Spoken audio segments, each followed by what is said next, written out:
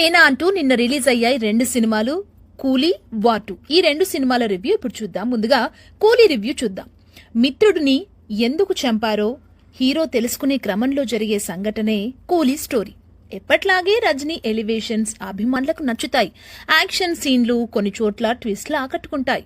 కథ పెద్దది కావటంతో సెకండ్ హాఫ్ సాగదీతలా అనిపిస్తుంది. నాగార్జున పాత్రకు తగిన ప్రాధాన్యత లేకపోవడం ఫ్యాన్స్ ని నిరాశపరుస్తుంది. అనిరుద్ధ్ మ్యూజిక్ అక్కడక్కడ డౌన్ కావడం ఈ మూవీకి మైనస్. ఇక వార్ 2 మూవీ ఎలా ఉందో చూద్దాం.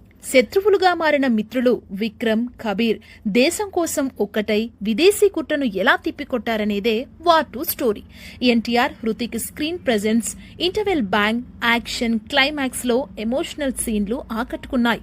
వార్ 1 ఇంట్రో లేకపోవడం, ఊహించే సీన్లు, కొన్ని చోట్ల డబ్బింగ్ సమస్య, పూర్ విఎఫ్ఎక్స్ మైనస్.